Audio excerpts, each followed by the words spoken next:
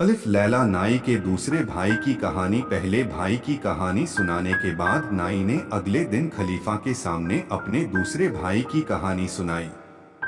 नाई ने कहा कि मेरे दूसरे भाई का नाम बकबारह था और वो पोपला था। एक दिन बकबारह से एक बुढ़िया ने कहा कि मैं तुम्हारे लाभ की बात कहना चाहती हूँ। एक बड़े घर की स्त्री तुम्हें पसंद करने लगी है। मैं तुम्हें उसके घर ले जा सकती हूँ। वो स्त्री चाहे तो तुम्हें मालामाल कर सकती है। बुढ़िया की बात सुनकर मेरा भाई बहुत खुश हुआ और उसे कुछ पैसे दिए। पैसे लेने के बाद उस बुढ़िया ने मेरे भाई बकबारह को एक चेतावनी भी दी। उसने कहा कि उस सुंदरी की उम्र कम है और उसका बचपना अभी गया नहीं है। वह अपनी सहेलियों और रिश्तेदारों से खूब मजाक करती है। अगर कोई उसके मजाक का बुरा मानता है तो वह हमेशा के लिए उस व्यक्ति से रूठ जाती है और फिर दोबारा उसका मुंह नहीं देखती है। इसलिए वह उसकी सहेलियां और उसकी दासियां तुमसे कितना भी मजाक करें, तुम बिल्कुल भी बुरा मत मानना। मेरे भाई बकबारह ने बुढ़िया की यह बात मान ली। फिर एक दिन बुढ़िया मेरे भाई बकबारह को वहां लेकर गई। बकबारह उस लड़की के विशाल घर को देखकर चौंक गया। मेरे भाई के साथ वह बुढ़िया थी, इसलिए द्वारपालों ने मेरे भाई को अंदर जाने से नहीं रोका। बुढ़िया ने एक और बार मेरे भाई से कहा कि कोई कितना भी हंसी मजाक करे, तुम बुरा मत मानना। फिर बुढ़िया ने मेरे भाई को एक स्थान पर बैठाया और उसके आने की सूचना देने के लिए उस सुंदरी के पास चली गई। थोड़ी देर बाद मेरे भाई को कई स्त्रियों के आने की आहट हुई। मेरा भाई चुपचाप बैठा रहा। वे सभी दासियां लग रही थीं। मेरे भाई को देखकर वे सभी हंसने लगी। लेकिन उन दासियों के बीच एक बेहद खूबसूरत स्त्री थी जिसने खूबसूरत कपड़े और मूल्यवान जेवर पहन रखे थे। मेरा भाई समझ गया कि यह जरूर वही स्त्री है। मेरा भाई बकबारह एक साथ इतनी स्त्रियों के आने से घबरा सा गया। उसने खड़े होकर और सिर झुकाकर सलाम किया। उस सुंदर स्त्री ने मेरे भाई को बैठने को कहा और मुस्कुराते हुए कहा कि हमें तुम्हारे यहाँ आने से बहुत खुशी हुई। तुम बताओ तुम्हारी क्या इच्छा है? इस पर बकबारह ने कहा कि मैं केवल आपकी सेवा में रहना चाहता हूँ। इस पर उस सुंदर स्त्री ने कहा कि मैं भी चाहती हूँ कि हम लोग भी 4 घड़ी हंस बोलकर बिताएं। फिर उसने अपनी दासियों से बकबारह के लिए भोजन लाने को कहा। दासियां भोजना ले आईं और मेरे भाई बकबारह को उस सुंदर स्त्री के सामने ही बैठाया। मेरे भाई ने जैसे ही खाने के लिए मुंह खोला तो उस सुंदरी ने देखा कि उसके मुंह में एक भी दांत नहीं है। उसने इशारे से यह अपनी सेविकाओं को भी दिखाया और वे भी जोर जोर से हंसने लगी। मेरे भाई को लगा कि वे सभी उसके साथ होने से खुश हैं, इसलिए वह भी हंसने लगा। फिर उस सुंदरी ने उन दासियों को वहां से हट जाने का आदेश दिया और उनके जाने के बाद अपने हाथ से बकबारह को खाना खिलाने लगी। खाने के बाद उस सुंदरी की सेविकाएं आईं और नाचने गाने लगी। मेरा भाई भी प्रसन्न होकर उनके साथ नाचने लगा। केवल वह सुंदरी ही शांत बैठी रही। नाच गाना खत्म होने के बाद सभी दासियां आराम करने लगी। फिर उस सुंदरी ने मेरे भाई को एक गिलास शराब दी और एक गिलास उसने खुद पी। मेरा भाई बहुत खुश हुआ। फिर वो स्त्री मेरे भाई के पास बैठ गई और मेरे भाई के गालों पर धीरे धीरे थप्पड़ मारने लगी। पर मेरा भाई खुद को संसार का सबसे भाग्यशाली इंसान समझ रहा था कि इतनी सुंदर और धनी स्त्री उसे इतना सम्मान दे रही थी। लेकिन अचानक ही उस सुंदरी ने बकबारह को जोर जोर से थप्पड़ मारना शुरू कर दिया। इससे मेरा भाई बिदककर उस सुंदरी से दूर जा बैठा। कुछ दूर पर मौजूद बुढ़िया इशारे में मेरे भाई से कहने लगी कि तुम यह ठीक नहीं कर रहे हो। बुढ़िया के इशारे को देखकर मेरा मूर्ख भाई फिर से उस सुंदरी के पास जाकर बैठ गया और उससे कहा कि मैं नाराज होकर दूर नहीं गया था। फिर उस सुंदरी ने दासियों को इशारा कर दिया और सभी दासियां मेरे भाई को परेशान करने लगी। उन सेविकाओं में से कोई उसकी नाक पकड़कर खींचती तो कोई उसके सिर पर मारती।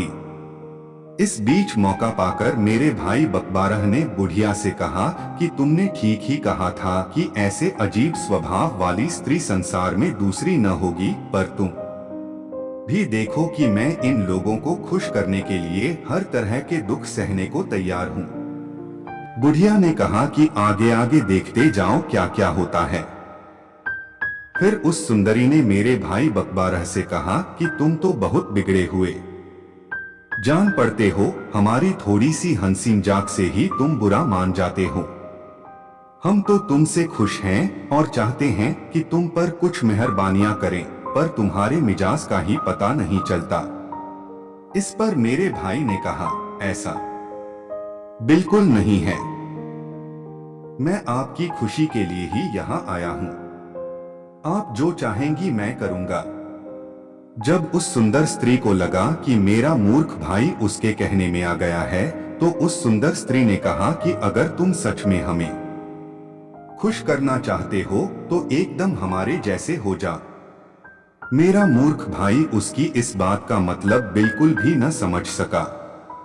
फिर उस स्त्री ने अपनी दासियों से गुलाब जल और इत्र लाने को कहा ताकि वह अपने मेहमान का आदर सत्कार कर सके। फिर इसके बाद उस स्त्री ने मेरे भाई पर अपने हाथ से गुलाब जल छिड़का और उसके कपड़ों पर इत्र लगाया। इसके बाद उस स्त्री ने अपनी सेविकाओं को नाचने गाने के लिए कहा। फिर उसने दासियों से कहा कि नए मेहमान को सजा संवाकर कर लेकर आओ, जैसा मैं चाहती हूँ। ये सुनकर मेरा भाई चौंक गया और उसने बुढ़िया से पूछा कि ये मेरे साथ क्या करने वाली हैं। इस पर बुढ़िया ने कहा कि ये तुम्हारी भौहों को रंग देंगी और तुम्हारी मूछें मुंडवाकर तुम्हें स्त्रियों के समान कपड़े पहनाएंगी। मेरे भाई बकबारह ने कहा कि मैं स्त्रियों के कपड़े पहन लूंगा और भौहों को भी रंगवा लूंगा, क्योंकि उन्हें पानी से धो सकता हूँ, लेकिन मैं मूछें नहीं मुंडवाऊंगा, इससे मेरा चेहरा बड़ा खराब लगेगा। इस बात पर बुढ़िया ने कहा कि इस मामले में ज्यादा बहस नहीं करना, वरना वो सुंदरी तुमसे नाराज हो जाएगी। अगर तुमने थोड़ी भी जिद की तो सारा मामला खराब हो जाएगा और तुम्हें फूटी कौड़ी भी नहीं मिलेगी। मेरा मूर्ख भाई बुढ़िया की बात मान लेता है। इसके बाद मेरे भाई का रूप लड़की जैसा कर दिया गया। उसे लड़की के कपड़े पहनाकर उस सुंदर स्त्री के सामने लाया गया। वो स्त्री और दासियां खूब हंसे। इसके बाद उस स्त्री ने मेरे भाई को लड़की जैसा नाचने को कहा। मेरा भाई नाचने लगा। उसका नाच देखकर वहां मौजूद सभी स्त्रियां खूब जोर जोर से हंस रही थीं। इसके बाद मेरे भाई को थप्पड़ मारे गए। मेरा भाई सब सह गया। फिर बुढ़िया ने मेरे भाई से कहा कि अब बस एक चीज रह गई है। वह सुंदर स्त्री जब किसी से बहुत खुश होती है तो उसके साथ एक खेल खेलती है। इसमें सफल होने के बाद तुम मालामाल हो जाओगे। फिर उस सुंदरी ने मेरे भाई के कपड़े उतरवाकर लंगोट पहनवा दिया। इसके बाद वो सुंदर स्त्री दौड़ती है और मेरे भाई को उसे पकड़ने के लिए कहती है। भागते भागते वह एक अंधेरे कमरे में पहुंची। वह स्वयं तो तेजी से वहां से निकल गई, लेकिन मेरा भाई बकबारह अंधेरे में इधर उधर भटकता रहा। बाद में उसे एक प्रकाश दिया और वो उस तरफ दौड़ने लगा। वो पीछे का दरवाजा था। जैसे ही मेरा भाई उस दरवाजे से बाहर निकला, वह दरवाजा बंद हो गया। मेरा भाई दरवाजे से बाहर निकलकर जहां खड़ा था वो जूते चप्पल बनाने वालों की गली थी। जब सभी ने मेरे भाई का वो अजीब रूप देखा तो सब उस पर हंसने लगे। वहां मौजूद लोगों को एक शरारत सूझी और वो एक गधा लेकर आए। मेरे भाई को उस गधे पर बैठाकर वो लोग शोर मचाते हुए उसे बाजार की तरफ ले जाने लगे। उस रास्ते पर काजी का भी घर था। काजी ने अपने नौकरों से शोर की वजह पूछी तो नौकर उन सब लोगों को काजी के पास ले गए। उनमें से एक आदमी ने बताया कि सरकार, यह आदमी हमें मंत्री के महल के पीछे वाले दरवाजे के पास इस हालात में मिला था। मंत्री के महल का नाम सुनकर काजी ने कहा कि यह आदमी पागल जान पड़ता है, जो खतरनाक हो सकता है।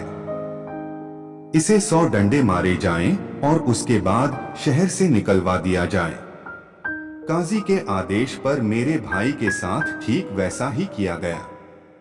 इसके बाद नाई ने कहा कि सरकार, यह थी मेरे दूसरे भाई बकबारह की कहानी। अब मैं आपको अपने तीसरे भाई की कहानी सुनाता हूं। इसके बाद वह खलीफा की आज्ञा लिए बिना ही कहानी सुनाने लगा। नाई के तीसरे भाई की कहानी जानने के लिए कहानी के अगले हिस्से को जरूर पढ़े। अलिफ लैला यहूदी हकीम द्वारा वर्णित कहानी। बादशाह ने चारों अंगूठे कटे हुए आदमी के बाद यहूदी हकीम को अपना किस्सा सुनाने को कहा।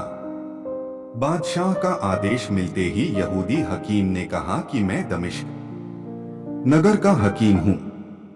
मरीजों की बीमारी का पता लगाने और उसे ठीक करने की मेरी समझ के कारण हर कोई वहां मेरी इज्जत करता था।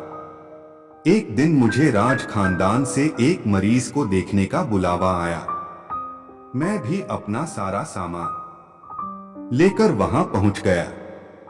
दूर से ही मुझे एक युवा लड़का चारपाई में लेटा हुआ दिखा।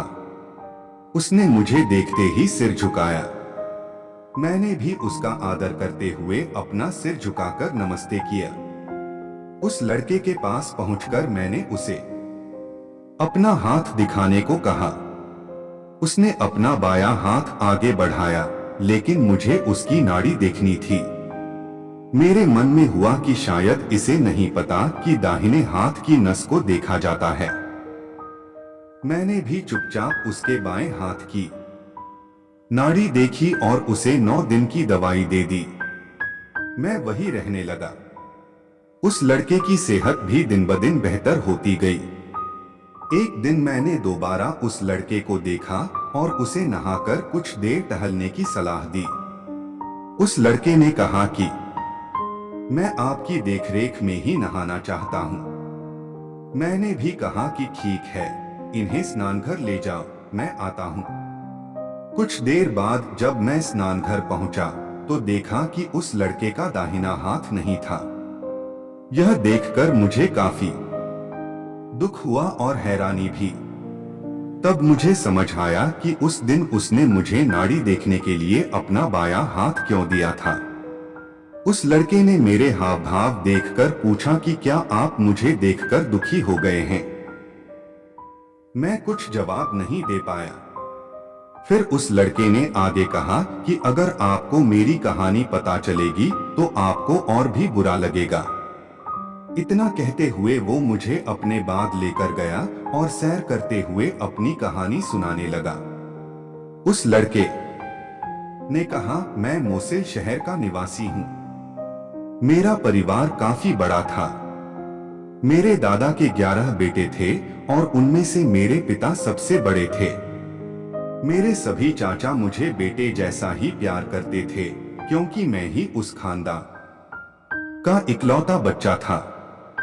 सभी ने मुझे इतना पढ़ाया लिखाया कि मैं काफी काबिल हो गया। हम सभी परिवार के लोग एक साथ मिलकर कई सारी बातों पर चर्चा किया करते थे। एक दिन सभी साथ में बैठकर मिस्र देश की तारीफ करने लगे। पापा और चाचा सभी ने बताया कि वो शहर और वहां के लोग काफी अच्छे हैं। उस शहर की नील नदी से सुंदर कोई नदी नहीं है। वहां हरियाली है और कई तरह के पक्षी भी हैं। उस देश की इतनी तारीफ सुनकर मेरा मन में वहां जाने की इच्छा जागी। तभी मेरे सभी चाचा ने मिस्र जाकर व्यापार करने के बारे में बात की। यह सुनकर मैं भी खुश हो गया और पापा व चाचा से उनके साथ मिस्र जाने की जिद करने लगा, लेकिन किसी ने मेरी एक नहीं सुनी। जब मैं सब लोगों से नाराज हो गया तो पिता ने कहा कि तुम्हें मिस्र तक नहीं ले जाएंगे। हाँ, तुम्हें मिस्र के पास के दमिश्क शहर तक लेकर जा सकते हैं। उसके बाद तुम वही रहना और हम मिस्र से व्यापार करके लौटेंगे तो साथ में मोसिल आ जाएंगे। मेरे मन में हुआ कि मिस्र न सही, लेकिन उसके पास तक पहुंचने का तो मौका मिल रहा है। यह सोचकर मैंने हाँ कह दिया। हम कुछ दिन की यात्रा करके दमिश्क पहुंचे। मुझे वो शहर बहुत पसंद आया। चाचा और पापा के साथ मिलकर मैंने भी दमिश्क में कुछ दिनों तक कपड़ों का व्यापार किया। कुछ दिन साथ बिताने के बाद पापा और चाचा मुझे व्यापार में हुए मुनाफे की कुछ रकम देकर मिस्र चले गए और उनका इंतजार करने को कहा। मैंने भी उन पैसों से एक अच्छा मकान किराए पर ले लिया और सुख सुविधाओं के साथ रहने लगा। घर के कामकाजों में मदद के लिए कुछ सेवकों को भी रख लिया था। तभी एक दिन नकाब पहने एक लड़की मेरे उस किराए के घर में आई। उसने दरवाजा खटखटाया और सीधे घर के अंदर आ गई। उसने मुझे कहा कि मुझे काफी भूख लगी है, कुछ खाने को दे दो। मैंने घर में मौजूद सेवकों से उसके लिए खाना लाने के लिए कहा। उसने भरपेट खाना खाया और वहीं रुकने की बात सुबह होते ही उसने मुझे कुछ रुपए दिए और जाने लगी। मैंने कहा कि मुझे पैसे नहीं चाहिए। उसने कहा कि वो मुझे दोस्त मानती है और कल भी आएगी, लेकिन उसके लिए मुझे पैसे लेने होंगे। मैंने दुखी होकर उससे पैसे ले लिए।